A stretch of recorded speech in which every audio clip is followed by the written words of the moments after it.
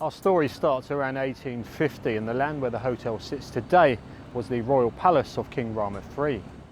Right next door to the palace, on this land here, stood a very small sailor's guest house, which was opened in 1860 by Captain James White.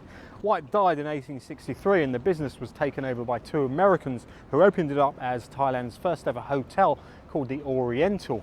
Unfortunately, further tragedy struck in 1865 when the hotel, along with 67 other properties, was burnt to the ground. Unable to revive the business, by 1881 they had sold it to a Danish businessman called Hans Niel Andersen. Andersen was friends with one Prince Prisdang of Siam, and together they came up with a plan to build a whole new hotel on the land where the palace stood.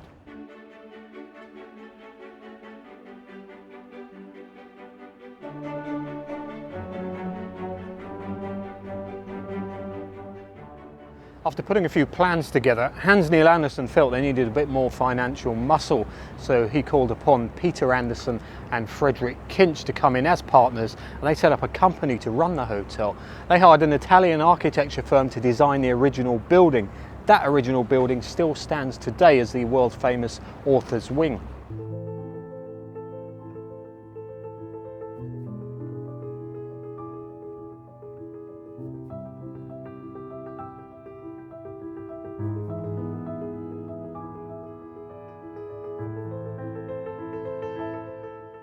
In 1893, Hans Niel Andersen sold the business to an American, Franklin Bill Hearst, for $22,000. Andersen then returned to Denmark and set up the East Asiatic Company that provided fine wines and imported goods to the hotel. Not long after, Andersen returned to Bangkok and opened up a branch here, right next door to the hotel.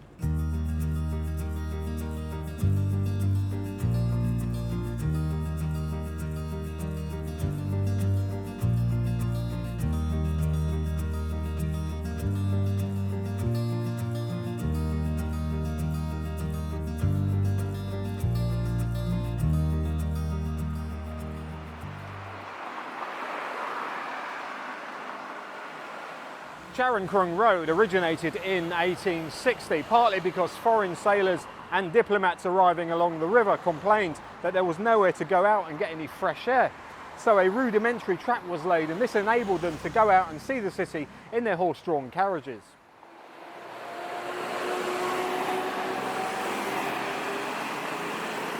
Over the next couple of decades, this area expanded and a lot more businesses were moving around here.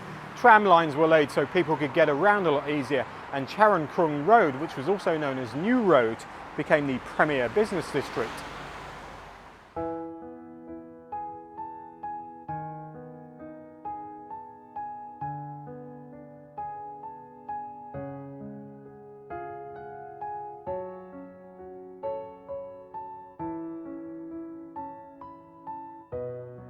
There it was, spread largely on both banks, the Oriental capital, which has yet suffered no white conqueror. Here and there in the distance, above the crowded mob of low brown roof ridges, towered great piles of masonry, kings' palaces, temples, gorgeous and dilapidated, crumbling under the vertical sunlight.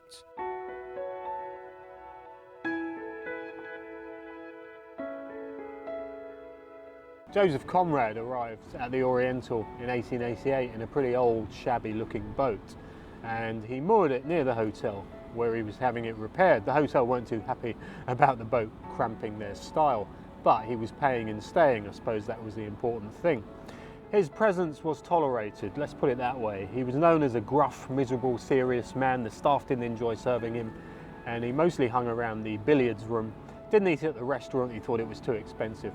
Anyway, he developed arthritis. He didn't fancy going back to sea, so he picked up his pen, moved in permanently, and wrote some highly acclaimed books that still sell by the millions today.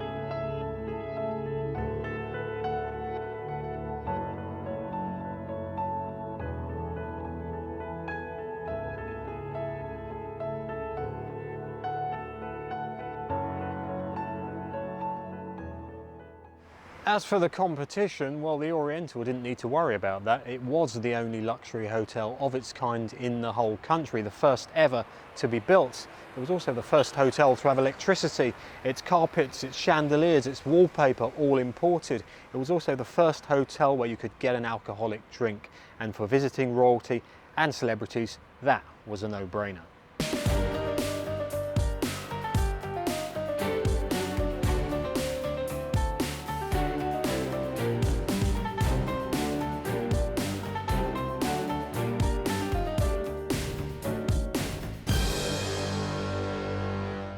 At the turn of the 20th century, the hotel found itself going through several different owners. In 1899, Hearst sold the business to a consortium led by Mr. W. Downey.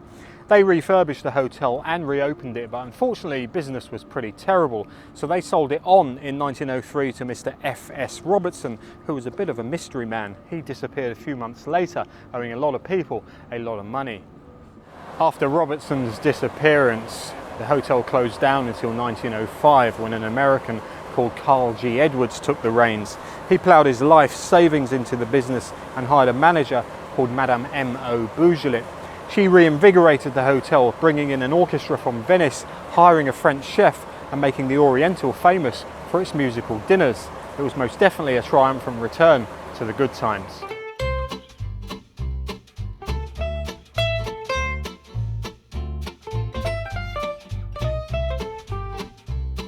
The successful years of Madame M.O. Bougelet lasted until 1910. She'd been the first ever female manager of the hotel. She was then succeeded by one Maria Marie, who set about revamping the place and took it into its golden era.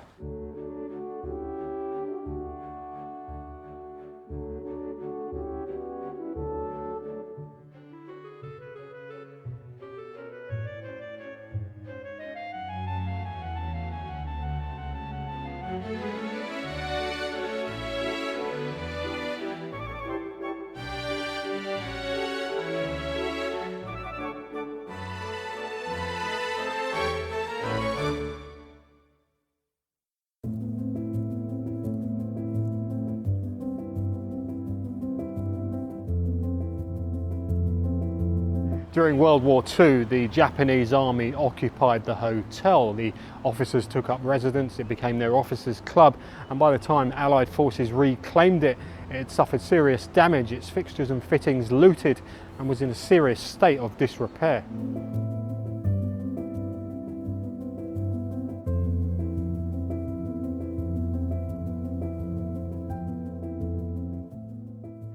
After the Second World War, an American called Jim Thompson arrived on the scene and took up residence.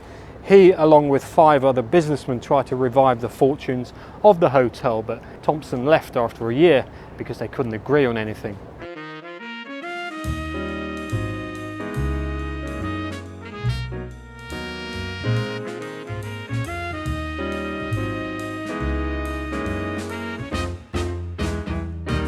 The hotel reopened in June 1947 under the ownership of Charon Krong. She quickly restored the hotel to the status of the place to stay in Thailand. She also opened up the Bamboo Bar, which quickly gained a following from the rich and famous.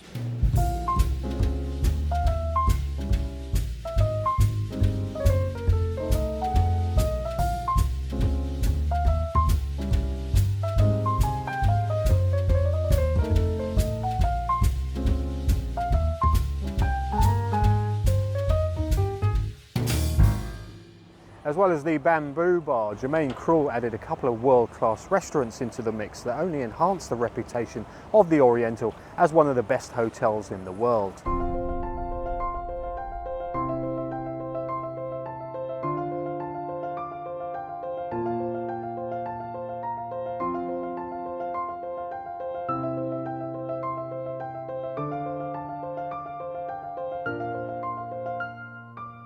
Expansion of the hotel became inevitable, and as the Oriental sailed seamlessly towards the 60s, in 1958 the 10-storey garden wing was added, as well as the Normandy restaurant and the city's first elevator. More rooms, more luxury, more celebrities, and an elevation to the world's best hotel status.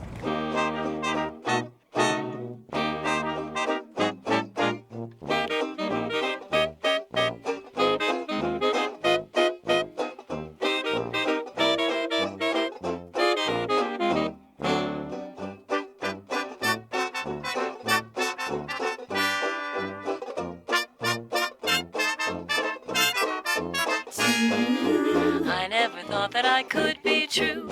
I never thought that I would be true. But since I met you, I'm thinking that maybe I'd be true to you.